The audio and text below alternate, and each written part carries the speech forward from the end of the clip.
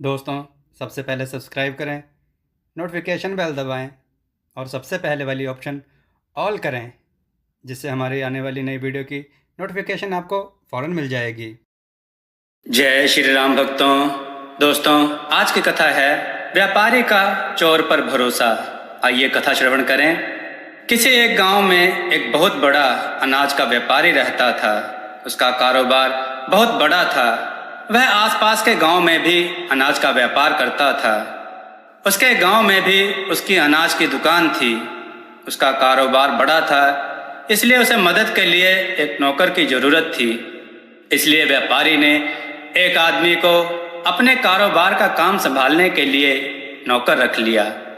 उस नौकर को सारे गांव में एक चोर की नज़र से देखा जाता था।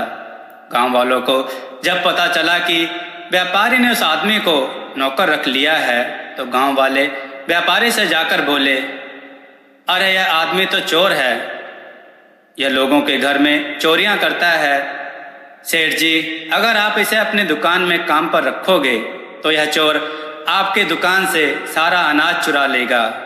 व्यापारी ने गांव वालों की सारी बातें सुनी, लेकिन फिर भी उस आदमी को काम पर रख लिया और वह नौकर व्यापारी की दुकान में उनकी मदद करने लगा। ऐसा ही कुछ दिन चलता रहा। एक दिन व्यापारी को व्यापार के सिलसिले में कुछ दिनों के लिए दूसरे गांव जाने की जरूरत पड़ गई।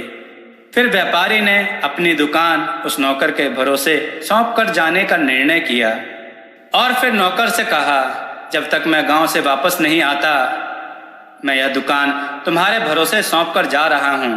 मेरे आने तक दुकान ठीक से संभालना। यह बात सुनते ही उस नौकर के मन में लालच आ जाता है। वह तभी सोचता है, जब सेठ जी गांव से चले जाएंगे तब मैं सारा अनाज चुरा कर भाग जाऊंगा। जैसे ही यह बात व्यापारी की पत्नी को पता चलती है, वह दुकान में दौड़ते हुए आती है और व्यापारी से बोलती है, आप यह क्या कह रहे हैं? इतनी बड़ी दुकान आप इस चोर के भरोसे कैसे छोड़ सकते हैं? यह तो सारा अनाज चुरा कर भाग जाएगा। उन दोनों की बातें वह नौकर चुपके से सुन रहा होता है। तभी व्यापारी बोलता है, अरे प्रिय, वह नौकर ऐसा नहीं करेगा। अगर उसे चोरी करनी होती तो आज तक वह कर चुका होता, लेकिन वह तो बहुत मेहनती है। दुकान में मेरी बहुत मदद करता है। मुझे उस पर पूरा भरोसा है। हमारे आने तक वह दुकान बहुत अच्छी तरह से संभाल लेगा, देख लेना तुम। व्यापारी की बातें सुनकर उस नौकर की आंखें भर आती हैं, क्योंकि उसने आज तक खुद के बारे में इतनी अच्छी बातें नहीं सुनी थी।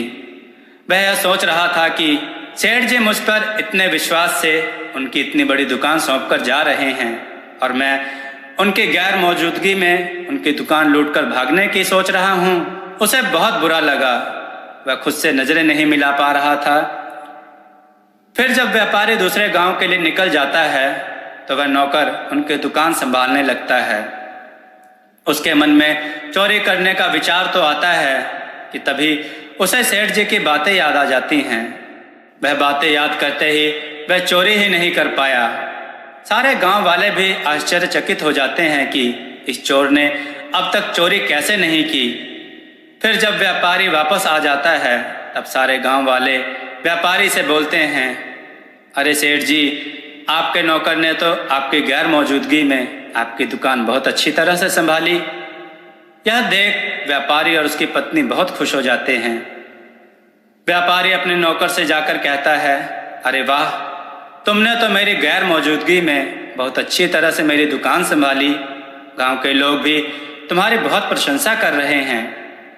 वह नौकर बोलता है, सेठ जी, आपकी वजह से ही मैं कर पाया हूँ।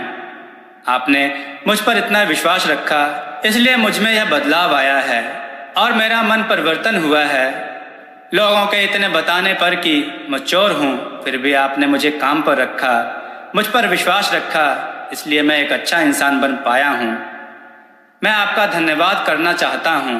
आपकी वजह से मैं लोगों के सामने अच्छा बन पाया हूँ। सेठ जी ने कहा, दुनिया में दो तरह के लोग होते हैं, एक अच्छे और एक बुरे, लेकिन जिंदगी हर बुरे आदमी को अच्छा बनने का एक मौका जरूर देती है, जिसमें वह अच्छा बन सकता है। तुम्हें वह मौका मिला और तुम उस पर खरे उतरे और सबको यह दिखा दिया कि तुम भी अच्छे इंसान हो। दोस्तों, आपको यह कथा कैसी लगी अपने विचार और सुझाव कमेंट में जरूर दें। हमारी कथाओं को लाइक करें, हमारे चैनल को सब्सक्राइब करना ना भूलें। हमारी कथाओं को शेयर जरूर करें जिससे लोगों को अच्छा ज्ञान प्राप्त हो। जय श्री राम भक्तों।